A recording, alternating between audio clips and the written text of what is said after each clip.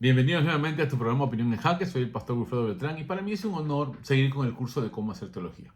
Hoy día vamos a examinar el dogma trinitario, especialmente por los comentarios que se han suscitado sobre el programa muy conocido de Generación Pentecostal, un grupo de chicas que cantan muy lindo, que promueven las canciones cristianas.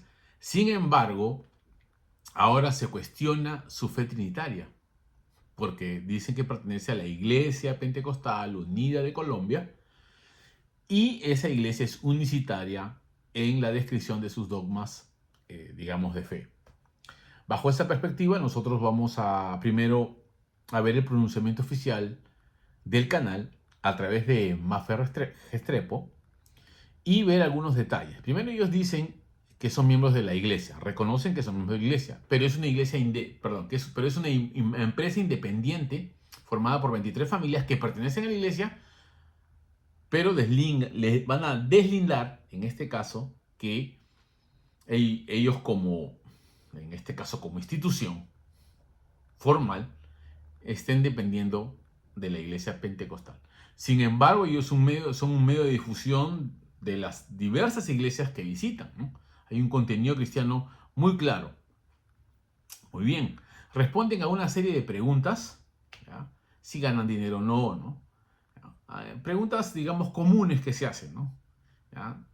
Si asisten a la iglesia, ¿no? Finalmente plantean, sin responder, si creen o no en el dogma trinitario, que todo el público, en este caso, o usuarios de su canal, tienen la libertad de elegir quedarse con ellas o retirarse. Pero no tienen derecho a qué? A maltratar verbalmente a ninguno de los integrantes del equipo o psicológicamente. Finalmente se despide con mucha alegría diciendo de que el canal tiene una opción para desligarte de las notificaciones o dejar de ser un seguidor de su programa y contenido. Muy bien, bajo esta perspectiva quiero decirles de que no responde al conflicto doctrinal del cual ahora, digamos, se les acusa, ¿no?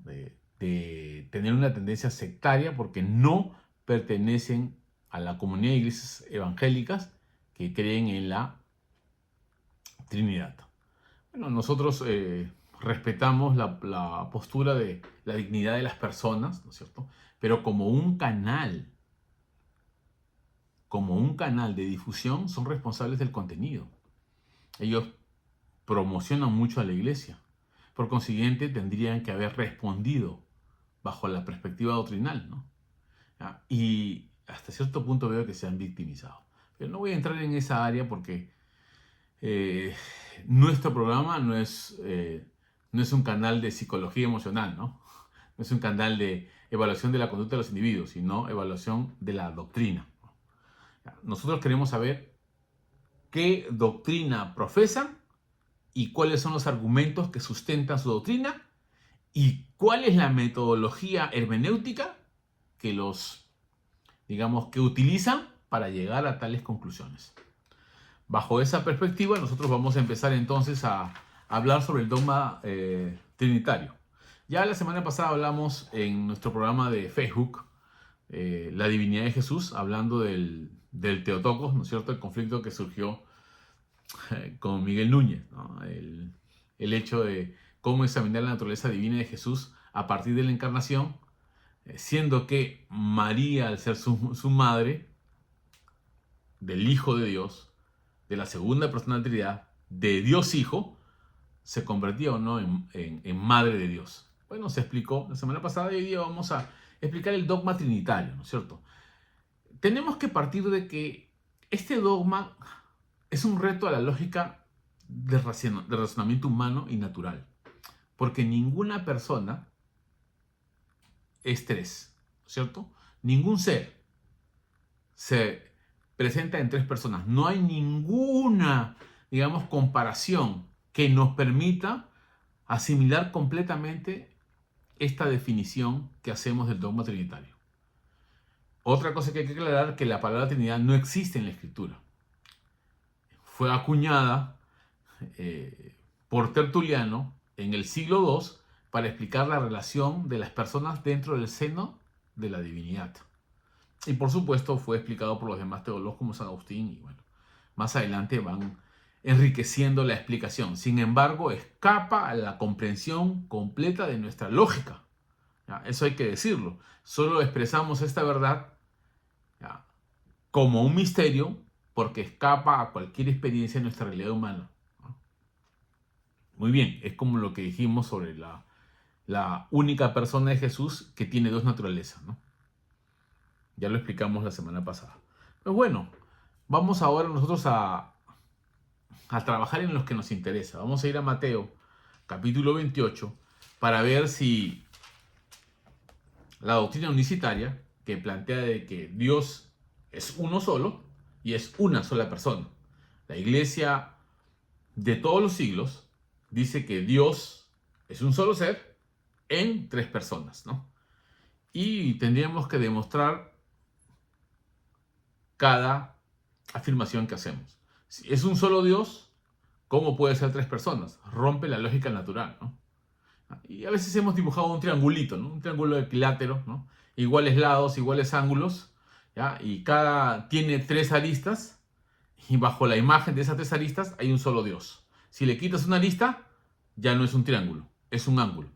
En cambio, teniendo las tres aristas, es un triángulo, y con esa imagen hemos tratado de explicar un poco cómo se maneja la doctrina. Es un Dios con tres aristas, ¿no? Que es un solo Dios. Sencillo y simple. No es compuesto, es así como se explica la doctrina trinitaria, ¿no?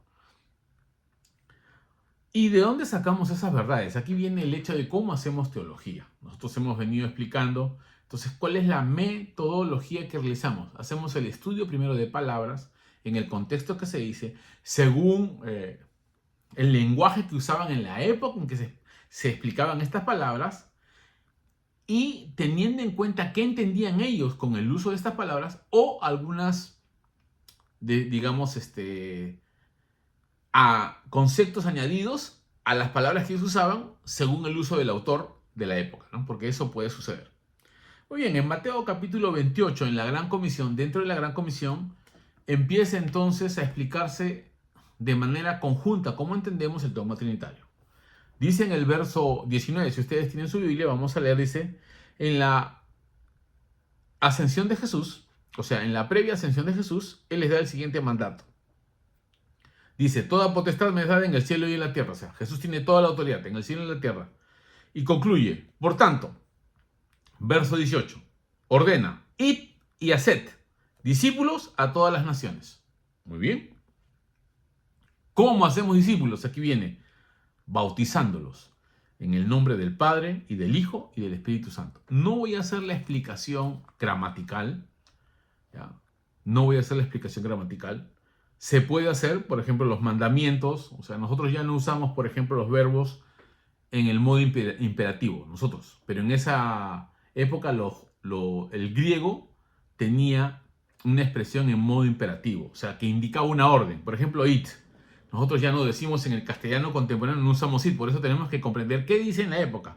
Hay mandamientos y un doble mandamiento. No solo vas a buscar a la gente, sino que haces discípulo. Es un mandato que las personas que conocen la verdad tienen que hacerse discípulos. Y discípulo implica, ¿ya? Implica que no hay una raza en común, es para toda la humanidad la oportunidad de ser discípulos. Y viene el modo, bautizándolos. La evidencia de que eres un discípulo se muestra a través de haber creído según, digamos, los criterios del bautismo que propone la Biblia. Y hay una identificación en el bautismo. Dice, bautizándolos en el nombre. Quiero que noten, aquí viene, dice, en el nombre del Padre y del Hijo y del Espíritu Santo. La pregunta es, ¿por qué dice en el nombre? Si hay tres personas, Padre, Hijo y Espíritu Santo. No dice en los nombres. Y acá hay en este caso, hay un quebrantamiento a las leyes de la gramática, ¿no es cierto? Porque si se está hablando de tres, ¿cómo se habla de un solo nombre? Aquí vemos entonces que el autor inspirado, en este caso Mateo, rompe las normas gramaticales, no dice en los nombres de cada uno, sino que como considera un solo Dios, en tres personas existentes, que son diferentes, que tienen características personales, pero tienen la misma naturaleza, exactamente igual. Tienen la misma naturaleza divina y los tres son uno. He ahí la dificultad de que el lenguaje exprese exactamente el concepto de Dios. Porque rompe no solo nuestro vocabulario, sino nuestro razonamiento. Pero explicamos esta verdad no en base a nuestra lógica humana, sino en base a la revelación divina, a la lógica del Espíritu para comunicar las verdades. Porque como hemos ya explicado en otra ocasión, en 1 Corintios capítulo 2, verso 13, estas son las palabras que enseña el Espíritu, ¿no? Y el Espíritu Santo entonces usa el lenguaje exacto para describir a Dios. Tenemos que recurrir también a Juan capítulo 4, verso 24, en el contexto donde dice que Dios es Espíritu, ¿no? Ya. No voy a leer todo el versículo, pero me interesa esta frase, Dios es Espíritu. ¿Ya? Y está en todas partes, dice, ¿no? Los verdaderos adoradores adorarán a Dios en espíritu y en verdad, ¿no? Los verdaderos adoradores adorarán a Dios en espíritu y en verdad. ¿Ya? Y mejor se lo leo para que haya una exactitud en el lenguaje y no me esté comiendo alguna palabra, porque es importante que respetemos las ideas del pasaje. En Mateo 4:24 dice, Dios es espíritu, y los que le adoran en espíritu y en verdad es necesario que le adoren, dice el texto. Pero la definición sencilla es, Dios es espíritu. Por consiguiente, no está sujeto a la experiencia humana. Su existencia como ser es completamente diferente a nosotros. Escapa a la creación. Él no está sujeto a la creación. Él trasciende la creación. Por consiguiente, tenemos que respetar la descripción que Él hace de sí mismo. Y el mandato de Mateo capítulo 28 separa directamente, aquí en el texto griego, yo tengo una Biblia en griego destilada, ¿ya? Que utiliza por supuesto el nombre, dice acá onoma, ¿no? Y dice, y está separado en onoma tu patros. A mí me enseñaron a leer el griego en cómo se pronuncia en castellano, ¿no? Ahora tiene otro tipo de pronunciación en base al uso del griego contemporáneo. Pero está separado por la I, aquí es kai, y por, en este caso, el artículo posesivo tu. El hecho de que a cada uno se le ponga artículo del Padre y del Espíritu y del Hijo es para hacer énfasis en las personas.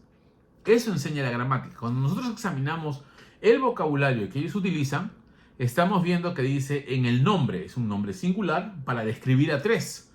Por eso creemos que es un Dios en tres personas. No son tres personas en Dios, porque serían cuatro, porque Dios y sería compuesto, no es compuesto, es simple. Es como el triángulo que le vengo diciendo, ¿no? Tres aristas, les quita una, deja de ser triángulo. Por consiguiente, tienen que estar los tres para ser un solo Dios. Esa es la imagen o, por así decirlo, el símbolo que nos permite hasta cierto punto, ¿no?, balbucear esta doctrina, porque sigue siendo un misterio para la lógica natural. Sin embargo, tenemos que decir que Dios es espíritu, porque así se describe Él, y como trasciende la creación, Él no está sujeto a las leyes de la física que nosotros tenemos que respetar, ¿no? O que estamos obligados a respetar, o que tenemos que digamos, sujetarnos a ellas sin que querramos, ¿no? Porque estamos sujetos, por ejemplo, a la ley de la gravedad. Aunque no sea consciente de la ley, yo estoy sujeto a la ley de la gravedad. Solamente tomo más conciencia cuando me caigo, ¿no es cierto? Uno toma conciencia por los golpes a veces, ¿no? Eres atraído por la ley de la gravedad. O de todo lo que sube tiene que bajar, ¿no? Como dijo Newton. Bajo este análisis gramatical tenemos que decir que aunque choque con nuestro vocabulario y rompan las reglas de la gramática, es un nombre que involucra a tres personas. Y tenemos que respetar esta forma de expresión. Algunos quieren negar esta realidad, ¿no? Por ejemplo, si uno va a Mateo, capítulo 3, al bautismo de Cristo, los unitarios quieren negar la diferencia de personas y no respetan la gramática que usan los autores bíblicos. Mateo en capítulo 3, en el bautismo de Jesús, en ese contexto, habla de cómo sucedió el bautismo, ¿no? Y en el verso 16 dice, y Jesús, después que fue bautizado, habla de la persona de Jesús que era visible a todos. Todos lo estaban viendo. Subió luego del agua. Ya, terminó de ser bautizado. Y aquí los cielos fueron abiertos. Miren cómo se describe la escena. Y vio al Espíritu de Dios que descendía como paloma y venía sobre él. Muy bien. Dice que descendía como paloma. No que era una paloma exactamente, sino descendía como, lo describe así. Y era diferente al Hijo. O sea, quiero que noten que esto no es una simulación, no es un truco, ¿no? No podemos decir, no, como que Dios es todopoderoso, puede usar la ley de los espejos, ¿no? Reflejarse en varios lugares a la vez. Pero yo no voy a decir que mi foto soy yo, exactamente, con todas mis cualidades y naturaleza, ¿no? ¿Ya? Mi foto me representa, pero no soy yo, en naturaleza, pero representa mi imagen, ¿ya? Lo que yo proyecto. Entonces se rompería el concepto que la Biblia establece al diferenciar al Hijo del Espíritu que desciende. Y si esto es solamente una simulación, un engaño, porque no es una persona distinta, nos estaría engañando el texto. Ellos tienen que explicar eso, rompiendo el concepto de persona, para poder decir que solamente es, como Dios está en todo lugar, se valen de otras verdades, para decir que se puede proyectarse en diferentes situaciones al mismo tiempo, pero eso no dice el texto. Eso es lo que ellos cómo interpretan el pasaje. Y hay que ceñirnos a lo que nos comunica el pasaje. Porque si yo entiendo así, no es lo que el pasaje me comunica. Alguno me dice, pero la palabra Trinidad no está. Es cierto, no está, pero se va a corroborar cuando leemos la gramática del pasaje. Solo que nosotros hemos reducido un concepto muy complejo con una palabra para poder manejarla más rápido. Para poder hablar de esta situación. Eso es parte del desarrollo, digamos, del pensamiento humano, ¿ya? Juntar los conceptos para luego manejarlos con mayor facilidad en la comunicación y en la reflexión. Y aquí el texto dice bien claramente, Jesús sube el agua y no estaba fingiendo que él era Jesús. Era Jesús mismo, no era un holograma, no era una imagen. No hay esos conceptos en la Biblia. Ahora podemos usar la palabra holograma, pero que el Espíritu descendió como un holograma, representando, o sea, había una imagen de video proyectada en tridimensionalmente, entonces solamente parece que desciende, porque no es diferente al Hijo que está siendo bautizado. Y aún es más, pasa algo más difícil, porque hablando con los unitarios, ellos me lo han explicado así, ¿eh? No lo estoy inventando. Dice el verso 7, y hubo una voz del cielo que decía, y este es mi Hijo amado en quien tengo complacencia. ¿Cómo Dios va a ser un artista y va a fingir que tiene un hijo si no lo tiene? ¿Cómo puede ser Padre eterno si no tiene un Hijo eterno? ¿Cómo puede decir que es su Hijo amado si es él mismo? Rompería los conceptos naturales del lenguaje y Dios no podría comunicarse con nosotros. Estaríamos inventando conceptos. Porque debe haber una correlación en lo que explicamos, en la técnica hermenéutica del análisis gramatical, para entender las oraciones que se comunican con, por así decirlo, las inferencias o las conclusiones a las que llegamos sobre lo que está diciendo el pasaje. Aquí lo presenta a los tres. Al Padre hablando, al Espíritu descendiendo y al Hijo saliendo del agua.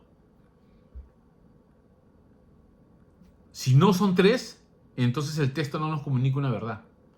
Nos está engañando.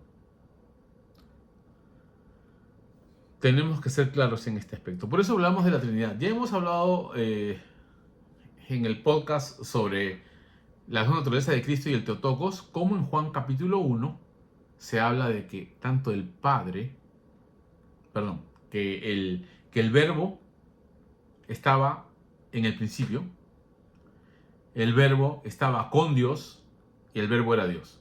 Se describe entonces en primer lugar la preexistencia del Verbo, o sea, desde la eternidad, ese era su nombre. Luego se describe su persona diferente a la del Padre, estaba con el Padre y finalmente el Verbo era Dios, o sea, tenía la misma naturaleza divina que el Padre. Ahí está claramente expresado. Nosotros no estamos creando una doctrina de nuestra imaginación, estamos tratando de encajar las palabras que usan los autores inspirados para describir a Dios con el fin de entender lo que ellos entendían y con el fin de entender lo que Dios nos hablaba. Porque en ningún momento está diciendo, no, estaba conmigo, pero yo estoy conmigo mismo. O sea, solamente es una foto y le llamo al hijo, pero en realidad soy yo. ¿Cómo va a ser posible explicar eso a partir de esas palabras? Si el texto está hablando de otro diferente al Padre, estaríamos negando lo que nos comunica el lenguaje.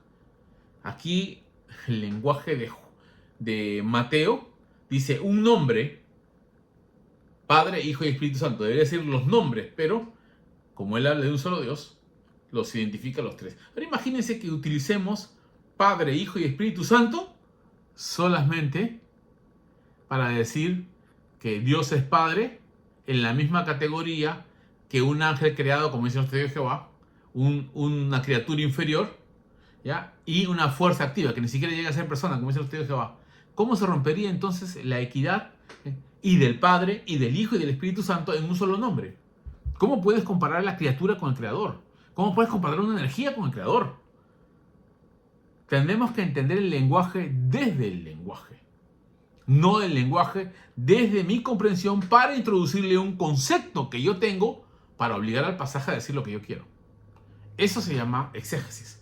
A eso le llamamos hermenéutica, ¿ya? Porque respetamos un principio del lenguaje y examinamos cuando los autores rompen el lenguaje. Ellos, no yo. Ellos rompen las normas de de las estructuras gramaticales para poder explicar la trascendencia de Dios que rompe los límites de la naturaleza humana. Y que a veces trasciende nuestra lógica, pero que no es imposible de que se comunique con nosotros, así nos trascienda.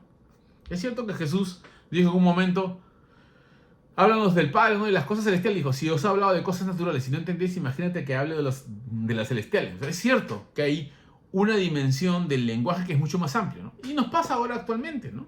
Ya lo dijo muy educadamente en su encuentro de Charles Chaplin y Einstein, ¿no? Einstein le dice, estoy asombrado que todos entiendan su arte, le dice a Chaplin. Chaplin le dice, yo estoy más asombrado, ¿no? Que todos lo admiran y un poco se entiende lo que usted habla, ¿no? Porque tiene una capacidad mental de repente que trasciende en el plano humano, pero no negamos la realidad de sus explicaciones científicas. Igualito es acá. Los autores bíblicos exponen la verdad, aunque nos trascienda, pero no negamos que está en el texto y procede del texto.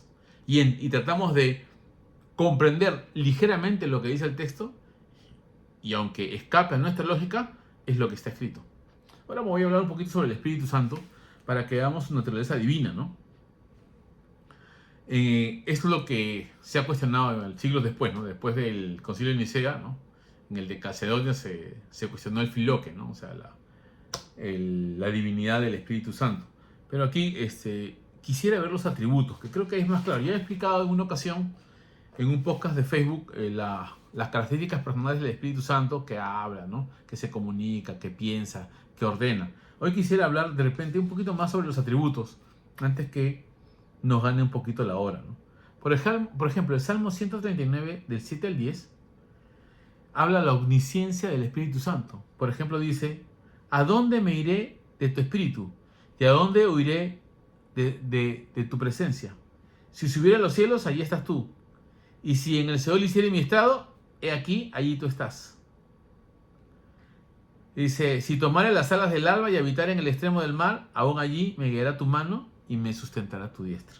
El Espíritu está en todo lugar. Es omnisciente. Creo que el pasaje más extraordinario está en primera de Corintios capítulo 2, versículos 10 y 11. Se los voy a leer. Pero Dios nos lo reveló a nosotros por el Espíritu, porque el Espíritu todo lo escudriña aún lo profundo de Dios. El Espíritu Santo no podría comprender plenamente a Dios si no fuera Dios. Si no fuera omnisciente.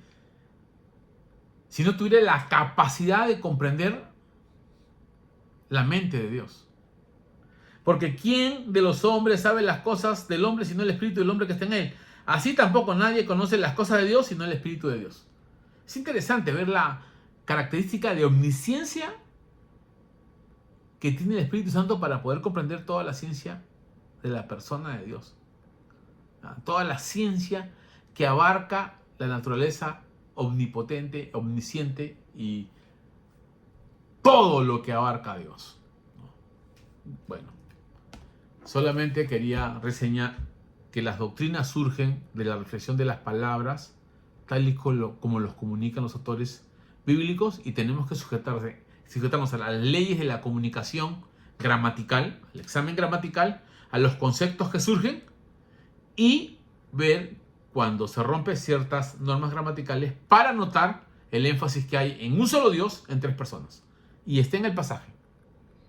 Sin introducir ningún pensamiento que maquille, tergiverse o cambie el sentido original del pasaje. Como decir de que no, en el bautismo Dios usa espejos, ¿no?, para autorreflejarse como Padre, Hijo. Entonces, sería una mentira que el Padre hable del Hijo si el Hijo no existe y es una misma persona. Sería un engaño que el Espíritu descienda como paloma si es otra, si es más que nada una simulación de sí mismo. Y el texto no dice eso. Los distingue y los diferencia. De tal manera que se relacionan en esa escena del bautismo de Jesús. Muy bien, ha sido un honor estar con ustedes. Quiero decirles que nuestro examen es a las doctrinas, no contra las personas. Nuestro examen es según el texto bíblico y nuestro énfasis es cómo surge la teología y de dónde surge la teología. En su canal Will Graham cita literalmente qué dicen ellos, ¿no? Yo por cuestiones de metodología no hago eso. Lo que a mí me interesa es explicar qué dice el pasaje para que ustedes puedan examinar cualquier doctrina a partir del texto. Eso es lo que nos compete a este canal. Sí, agarramos los temas en conflicto, pero con mucho respeto y mucha dignidad. Así que respeto a estas chicas, respeto su decisión, pero no han respondido al conflicto. Solo se han escondido a través de un medio de comunicación y una empresa que no pertenece a la iglesia, digamos, como institución, pero sí los miembros pertenecen a esa iglesia. Por consiguiente, el contenido que transmiten es de acuerdo a la iglesia. Muy bien, ha sido un honor estar con ustedes en esta noche. Les agradezco de corazón su compañía. Y si tienen preguntas, háganlas. La próxima semana vamos a estar haciendo cómo se elabora una doctrina. Vamos a ver los pasos de la elaboración de la doctrina para que entendamos cómo funciona la hermenéutica en la deducción, o en este caso la transmisión del pensamiento bíblico tal y como lo dice el original, solo que formulando en oraciones sencillas para que podamos entender también cómo se hizo el credo, ¿no?